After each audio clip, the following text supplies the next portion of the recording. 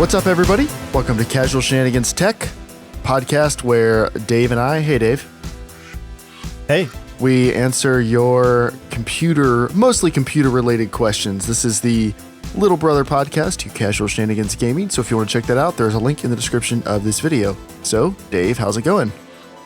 Pretty good. I mean, have you ever gotten any non-PC questions? I don't think we have. Nothing intelligent that was non-PC related. I had to look up last month how to transfer, not shadow play, but like recorded shadow footage off my PS4, and that was a much more complicated process than it needed to be, I felt like. Yeah, John recorded something the other night and wanted to export it on his PS4, and there was no quick way to do it. He'd have to sign into his YouTube account and upload it or something. Like there was no throw to Google Drive option or... Yeah, like if you want to put it right to your Facebook, just the raw footage, like Joel does all the time, just a 1 minute footage with just game audio, it's easy. But if you want to edit that footage, I mean, like once I figured out the steps, it wasn't too bad. Like clear out a USB, plug it in, go to the device, figure out which folder the footage is in. But like you have to go through all the steps the first time to figure out how it all works. It's not intuitive. Yeah. So let's start the show with the rig report. Rig report. Dun, dun, dun, dun, dun. All right, good enough. I have a question. Last time I tried. I have a question for you. Yes. Have you ever had a hard drive die while you're using it? Ooh. I want to say yes, but I can't recall like a specific instance. But I feel like I've heard the click of death like in action before. I have once in college, and this is where I learned what backing stuff up was. I had all my design work, photography, and everything up until like 2008 was on a portable hard drive because like it's on an external hard drive. That means it's safe, right? And I brought it home for Christmas break and was using it and bumped it off my desk while it was running. And I lost everything I'd ever done before then. Oh. And that's why I vowed I would never lose anything ever again. And tonight, that hurts. Man. Tonight, I had another hard drive die. Really? On the Plex server. The Plex server runs on the Smasher. For anyone who doesn't know, that's the Potato Masher's brother computer that does no game tests whatsoever. But it hosts our Arma server, and it also hosts a Plex media server for me. And we were watching something tonight, and the video froze like half an hour into it. So I thought, well, that's kind of weird. It did it once. We moved recently and it did it once else. I figured it was a network issue. We were just getting stuff sorted out.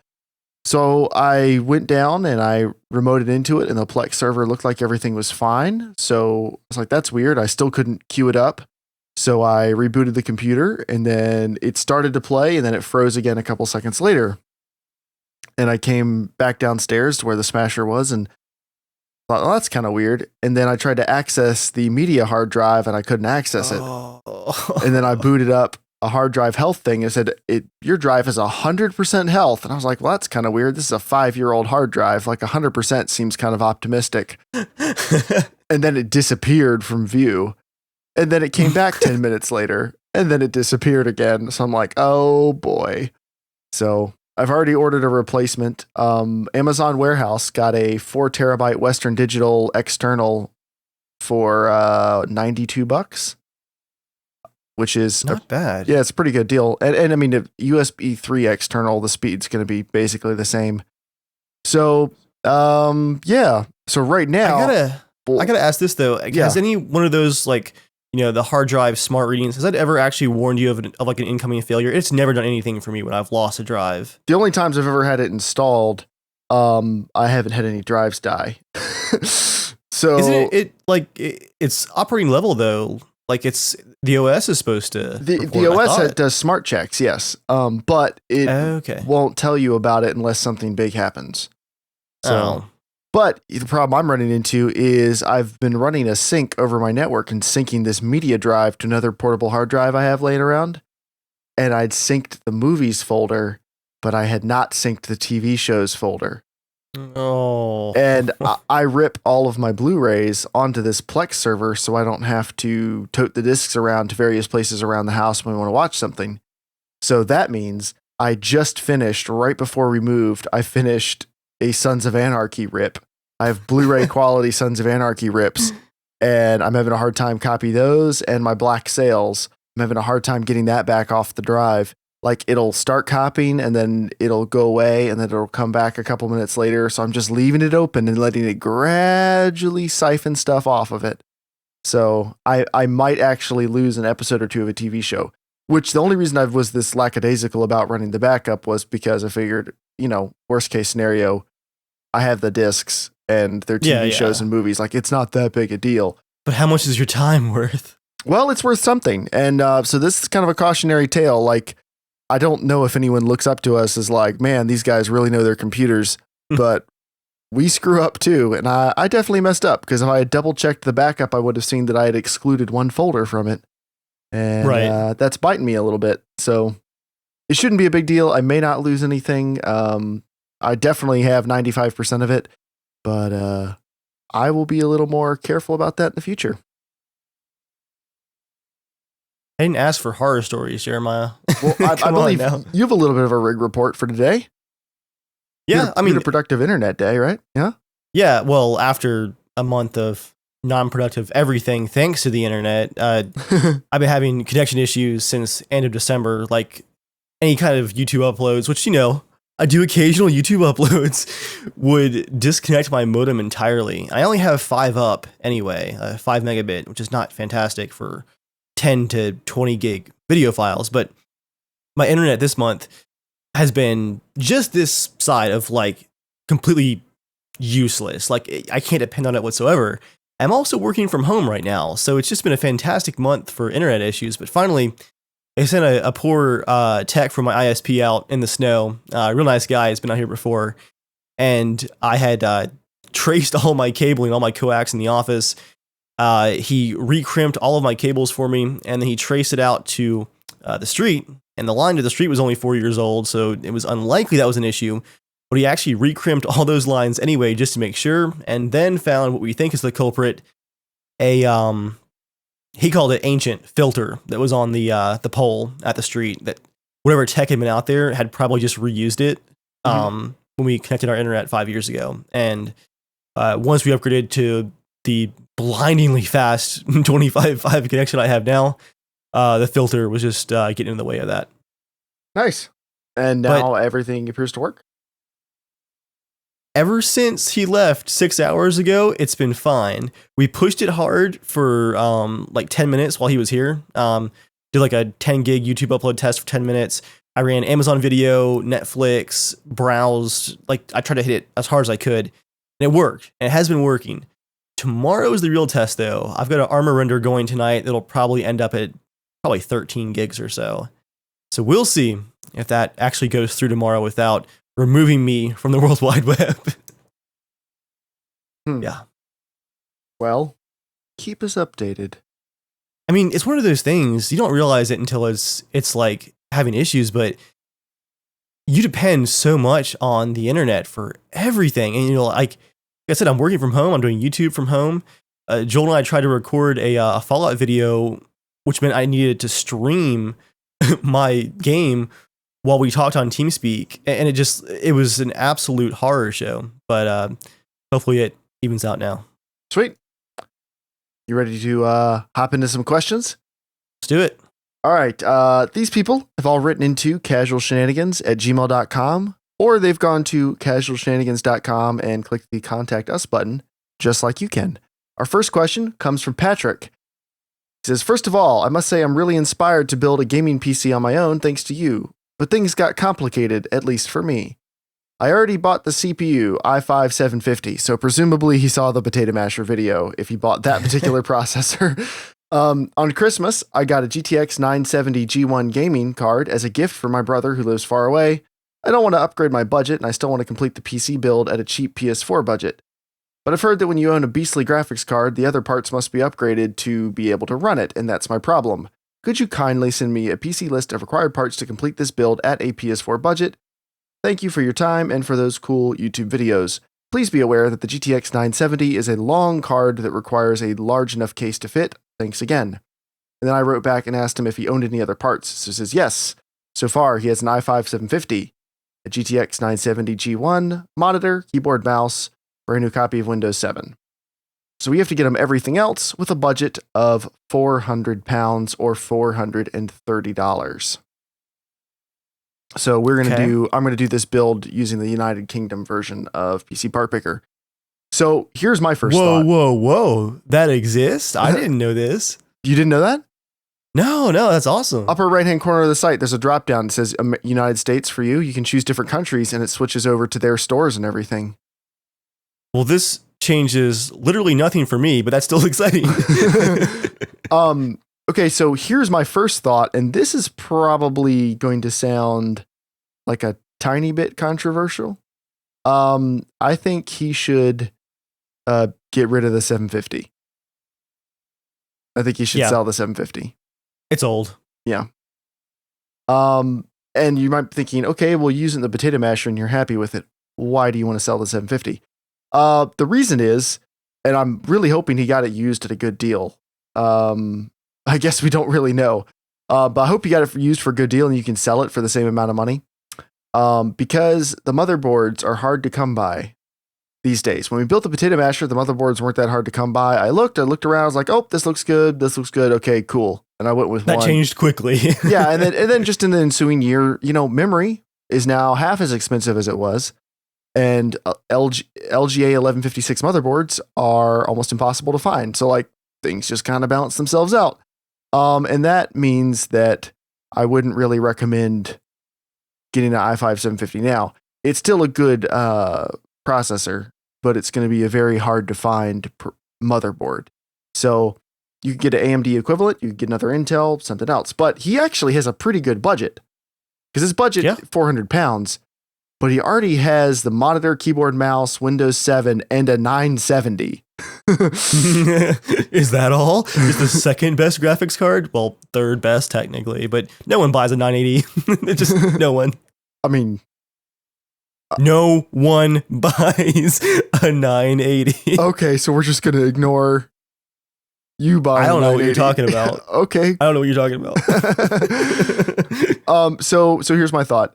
I think we should get him a new processor, new motherboard, all that stuff. What do you think? Let's do it. All right. So what I'm going with, I don't know if this is even going to be possible, but so far I've picked an i5 6600. That's a Skylake quad core. It's their cheapest Skylake quad core, but hey, if it works, because he doesn't really need all that much to make this build work. So I'm thinking that there's a very good chance that we can get a nice Intel quad core, nice everything, because this really isn't a 400-pound build. This is like a 700-pound build because he already has so much stuff. And so this is assuming, based on what you've told us, Patrick, this is assuming that you have 400 pounds to spend on top of anything else you've spent so far, because that's what you told us. And that would mean that if you can sell the i5, then you have more budget, which would be pretty awesome. And he does still need, if I'm reading this correctly, hard drives and memory, right? Yes, he does. Okay, yeah. So here, I'm almost have a sample build done, and then you and I can talk about it. As we do. You mean you and I can agree on it? Well, yes. We're not going to be like, oh, how could you? There's nothing really to disagree with in the world. Well, I guess you and I don't have much to disagree with right now, but. Yeah. I mean, we got a system down and we're pretty confident. The weakest point in the system is me trying to just bullcrap my way through it while I'm trying to put a build together and talking at the same time. You guys think How about I talk for a while, guys? You know what's great about PC Part Picker is the ability to just throw money away so easily. And the build's ready. Okay. We'll probably want to make a tweak or two. It's an i5 6600, a Cooler Master Hyper 212, which we can cut. Which we can cut because he can't overclock this processor as far as I know. An ASRock LGA 1151 motherboard. Why can't they name the sockets in a linear fashion? This is so aggravating. There's LGA 1156, and then I think 1155, and then 1150, and now 1151. Well, it is the actual number of pins on the contact on the CPU, right? I know. Add a dummy pin and call it something else. Oh, I'm sure the engineers would love that. Add dummy pins for naming conventions. Anyway, then 8 gigs of Patriot Signature RAM, Hitachi 1 terabyte hard drive, Corsair 200R case, which will definitely fit your graphics card. I know because I had the same graphics card in the same case. And a Corsair 550 watt gold power supply that comes out to a grand total of 410 pounds. Now, Nice. This does not have an optical drive, and it's 10 pounds over. So, do you think we should throw in an optical drive? Since he did buy brand new copies of Windows 7, he has a disc. Okay, I had to interject with just a brief story. You just reminded me with the optical drive question. This is relevant, don't worry. Okay. This area just got a massive snowstorm, and a lot of people have been snowed in for 2 or 3 days now, right? Just in general in our area. Mhm. I bought my brother a surprise copy of Fallout 4 as a snowed in present. He hadn't played any games on his new computer that we built yet. Just used it for photo editing, all that boring work stuff. Well, it was an Amazon copy. I got a great half off deal on it. I got it to him 6 hours before the snow started falling that Thursday night. I got a desperate Facebook message at 11:30 at night. He goes, "Oh no, the computer doesn't have an optical drive. What do I do?" Keeping in mind, he hasn't played a PC game in 6 years. Mm-hmm. So I was like, okay, flip the manual over, open up your Steam account. I made sure that he had remembered his password for his ancient Steam account. I was like, put your code in, download the game, you're good. And I didn't hear from him for 2 days after that. And the next message that I got was at him asking me how to unlock the Cryolator weapons case, which is a mash level lock. So I was like, okay, yeah, he got it installed. Nice. Optical drives, you don't need them, is my vote after that story. And having listened to that story, I have added one to the build. But here's the deal. So the build I'm going to send you, Patrick, has an optical drive, and I got rid of the Hyper 212. I replaced it with an Arctic Alpine 11, which is the same CPU cooler that the Potato Masher has. And for a budget one, it is pretty dang good for 8 pounds or 8 quid. I'm not going to be an idiot and try to say that correctly. But I've done that, and then I've added a light-on DVD burner, and you're down to 402 pounds. So if you are like, oh, yeah, I can totally just install Windows off a thumb drive, not a big deal. Then Windows. Then you can just, you can just drop the DVD burner and get a nicer CPU cooler or something like that. Not a big deal. But if you're like, I might like the convenience of having the optical drive, it appears to be 10 pounds from Aria PC, which I hope is a good reseller. But yeah, it's 10 pounds. So I'd say do it. So just to recap, the list is in the 6600 i5 quad core, ASRock motherboard, 8 gigs of RAM, Hitachi 1 terabyte hard drive, Corsair 200R, 550 watt gold power supply, or gold rated, which means it's very efficient, and a DVD burner, 402 pounds. Not bad at all. Not bad at all. I mean, again, this is not a cheap build because you already have a significant piece of the build. So that's what makes this seem like a pretty good deal for the money. But as always, if you're like, oh, wait, I forgot to give you this crucial bit of information that I realized now that you needed, or if you're like, oh, actually, I think I'll probably want to stick with the 750, something like that, write back to us. We will email you a correction. We probably won't wait for the next episode. We'll just send it right over to you. All right, next is Callum's build. Okay, thinking about building a new system for 1080p gaming. Games such as Elder Scrolls Online, GTA 5, Civ 5, Cities Skylines. A mixed bunch. The budget is £400 max, which is around $584, but due to taxes and stuff here in the UK, can you work with a budget of $450 as this will be more like for like here in the UK price-wise. I'm not fussed with Intel versus AMD or Nvidia versus AMD, etc. I just want the best bang for the frickin' buck. Ideally new parts, as the secondhand market is crappy here in the UK compared to the States due to the much smaller population and therefore the amount of hardware out there in the wild. I already have 8 gigs of good fast DDR3 memory and a 1 terabyte Western Digital Blue hard drive and a case I can reuse. Although if there's budget left over for a nice good quality case, it's always nice. Keep up the good work, guys. Callum from England. Okay, so Callum, I think we're going to make you a build based on United Kingdom prices. So we're not going to do it for 450 US dollars. We're actually just going to do it from UK retailers, if that works. So maybe aim for like 380 pounds to make room for tax, or yeah, let's shoot for 380 pounds. So he already has memory. He already has a hard drive, and I think we're probably on the same page, Dave. Because if there's budget left over for a nice case, that's always nice. There's no budget left over. We're probably going to spend it all on performance. Yeah, I see a tin can in your future. Sorry, aluminum can. Oh, you already have a case, do you? Good enough. Okay, so this is going to be a little bit of a budget build here. So, what are you thinking? I think for CPU, you want to lean AMD for this one? Probably. So this is where I'm kind of getting confused on exchange rates. We can get an i3 530 for $70, but I think that's a very old i3. Probably don't want it. Let's see what AMD has available. Yeah, this seems pretty good. We can get an FX 6300 for £82. So let's do that. And, nice. And then here, can you look at what some good cheap power graphics cards would be? I'm thinking let's shoot around £120. I'm going to take a guess that that's what we'll have available. Okay. Yeah, I'm looking now. I did clear off last podcast build. I am going to buy a decent CPU cooler because this build being good for gaming will revolve around him overclocking it somewhat.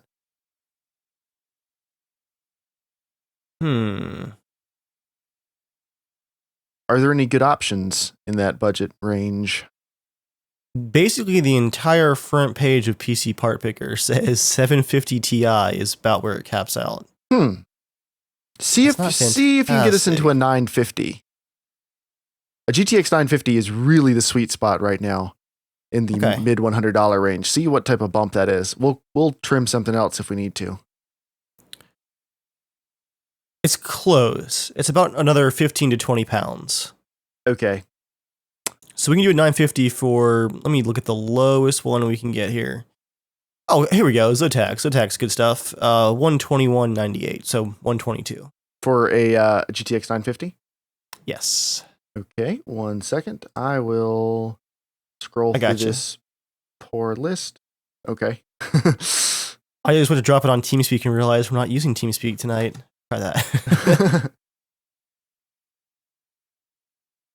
Perfect. That'll do it. That's a single fan design, isn't it? Is it? I was gonna say I've really become a fan of Zotac stuff. I've bought 2 or 3 Zotac cards in the last couple years, and I've been impressed. I've been impressed just because, like, I buy their cards like are smallest, the cheapest, whatever else, and then I'm still able to overclock them and generally do whatever I want to. Like, it doesn't really seem to hurt them that much. So, I mean, maybe I've just gotten lucky. There's probably some element of that. But yeah, I've been pretty happy. So, here's where we're at. And he doesn't say, now he looks like he already has a computer. So we're going to assume he has keyboard, mouse, monitor. He doesn't ask us for any of that. He's asking us just for a parts list. So we're going to assume you have all that, Callum. As always, write back if we have assumed wrong. But right now I have an FX 6300. That's the 3.5 gigahertz hexa-core. You're probably familiar with that at this point. The Hyper 212 by Cooler Master, a gigabyte motherboard, a Zotac 950 graphics card, and a Corsair 430 watt bronze power supply, just the general builder power supply that you put in budget builds, and that's 310 pounds. So what do you think? That's pretty impressive. It's pretty impressive. Should we try to stretch and get him Intel? Intel or graphics card boost, right? That's our basic decision here. Well, let me see. Actually, that CPU is 82 pounds.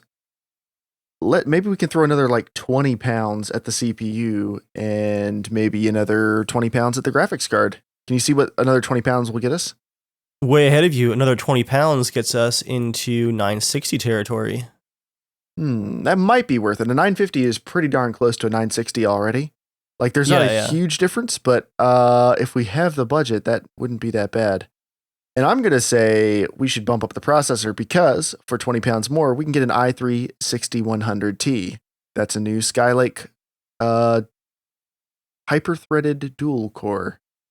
Do it. Yeah, I think we're going to do that. And then we can also just get them a micro ATX, but an Asus H110 motherboard. And then you think a GTX 960? You got a link for me? What do we have left over? Give me a number. Well, taking the graphics card out, we're at 214 pounds.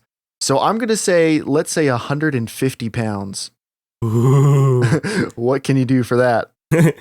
For 147.59, we can do a 970. No, are you kidding? Yeah, that's what it's showing me here. Is that with the... That's a 960. Oh, sorry, I said 970, didn't I? I was like, holy crap, are you kidding me? Time to crush your hopes and dreams. Yeah, a 970, the cheapest one that I'm seeing is 240 pounds. That's what I was thinking. Yeah. No problem. Okay, see what you can get an AMD 380 for. Okay. Don't need the X version. Ooh, 380 for 146.39. I believe that's a better card. I'm gonna check real quick. The site I use check stuff like that is an Antec GPU bench.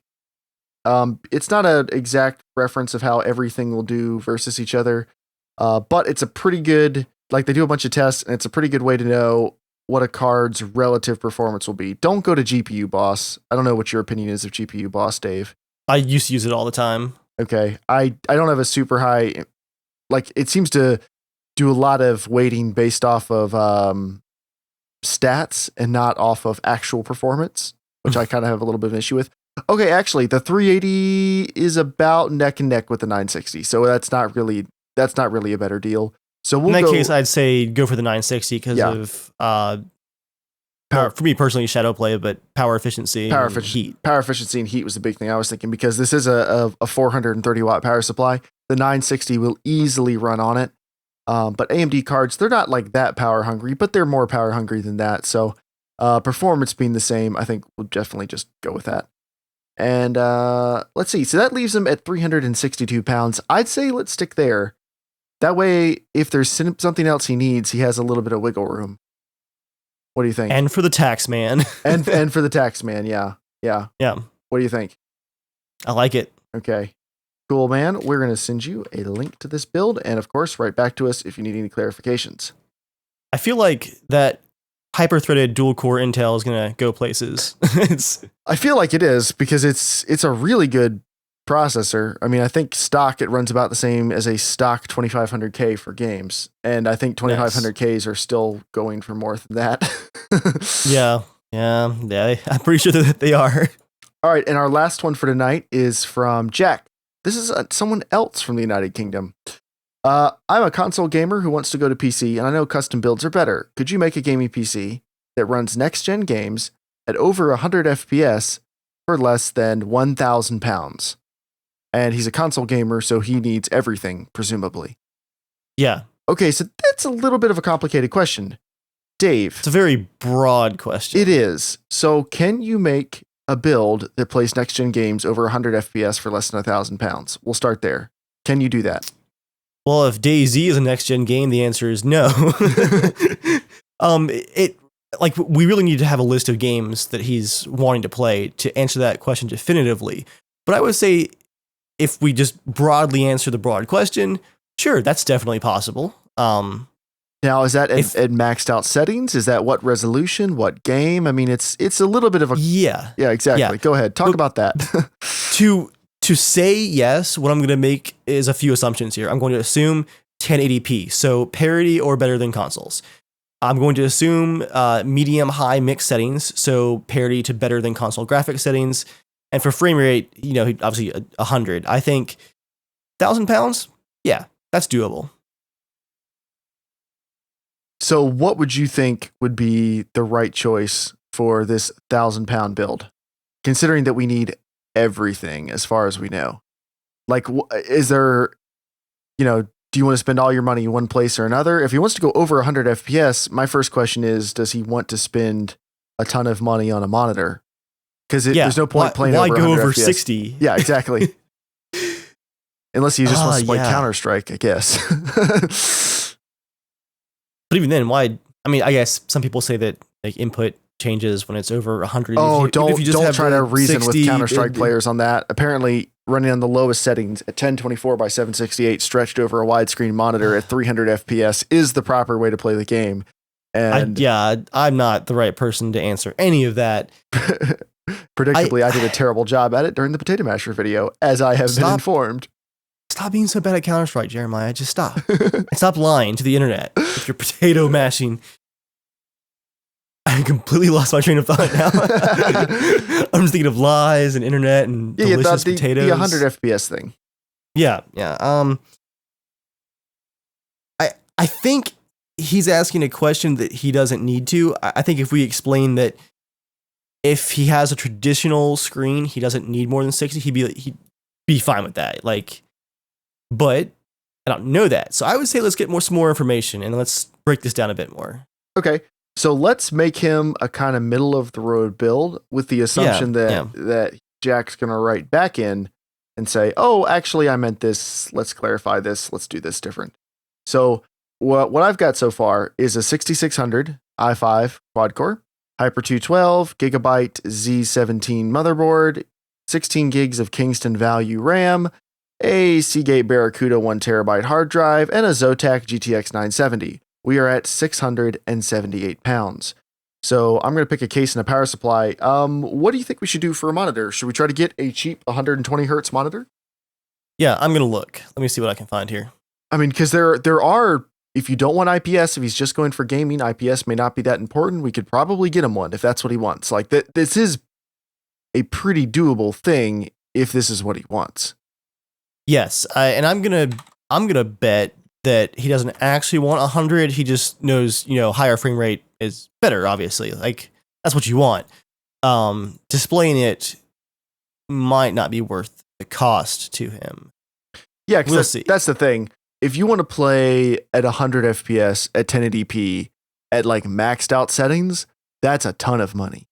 If you want to play at like high settings or medium settings at 1080p at 100 FPS, that's a lot easier. That's not that big a deal. So, we don't really know if he's ready to build this himself or anything else. So let's assume we want to go with kind of a very easy middle of the road approach to this. So, ooh, not good options. Yeah. When they don't list the prices, it's going to be bad. There's not a lot of retailers for the UK selling 120 hertz screens. I'm seeing a BenQ, which is traditionally a budget brand, for £348 for a 24-inch, 120 hertz, 1080p monitor. That's, ooh. So what do you think you should do? I vote for 60. You can get so much more computing power compared to throwing away so much money on these screens. In my personal opinion, I don't think that 100 FPS mark is worth aiming for. But he could always come back and say that that's not true for him, in which case we can adjust. But I'm going to say 60. Okay. Well, with everything, including Windows 8.1 and a Cooler Master Storm Devastator gaming bundle for the keyboard and mouse, like everything, case, power supply, everything except for a monitor, 878 pounds. So what can we do for 120 pounds worth of monitor? That's a heavy monitor. 120, you said? Yeah. So first thing that's standing out to me, there's like there's a BenQ 24-inch 1080p. Like, looks like that one actually looks quite good. 2 millisecond response time. Yeah. Which that's a topic we should do another time. One, like anything that advertises between a 1 and a 5 millisecond response time, they are selling you snake oil. Like, if you really understood how that works, you're not that good. You can't tell the difference. Especially if you're coming from a console where you're used to a 40 millisecond input lag. Yeah. I mean, the IPS color is far more important. So you think we should go IPS? I'm looking here. Is this IPS? I mean, I thought most screens were IPS now. No, definitely not. That BenQ is not, but there is an Asus for almost the exact same price that is. It's a 23-inch 1080p IPS, 5 millisecond response time, 116 pounds. Ooh, and lose the inch, gain the IPS. Its casing is very sexy too. Take a look at that. Oh my. We have here. It even tilts forward. I'm not really sure why you want your monitor to do that. But that looks space age. What do you think? Yeah, definitely that one. Okay. I kind of want that now. So let's run over the list one more time. i5 6600K, Cooler Master Hyper 212, gigabyte motherboard, Kingston Value RAM 16 gigs, 1 terabyte Seagate Barracuda hard drive, Zotac GTX 970, a BitPhoenix Neos ATX case, EVGA Supernova 650 watt gold power supply, fully modular, just for you, Dave. A light-on DVD drive, a Windows 8.1, which you can upgrade to Windows 10 if you want to, for free for at least a couple more months, an Asus 23-inch IPS 60Hz monitor, and a Cooler Master keyboard and mouse gaming bundle, 994 pounds. Nice. So, Jack, take a look at this list, write back to us with any questions, and we will talk to you more about it. There's a very good chance that you will have follow-up questions if this is your first computer. You probably want to go back and forth on a couple parts lists before you nail something down, just because you're going to be spending a lot of money on this. You want to take your time and do it right. If you're in an absolute hurry and you just have to build it this week, we might not be the right guys. But talk to us again and we'll help you whittle this list down based on your needs and we'll figure it out. Yeah. All right, that's the show for this week. If you guys have noticed, we're doing slightly slower episodes. We have so many, or slightly shorter ones. We have a lot of people writing into the show. So we're trying to do some shorter episodes that we can get out quicker so that we can answer your questions in a more timely manner. So thanks for everybody for writing in. As always, you can find us on Twitter at casualshenanigans, at casualshenanigans.com, and you can write in to casualshenanigans@gmail.com with questions, and you can also, of course, check out the main Casual Shenanigans Gaming podcast.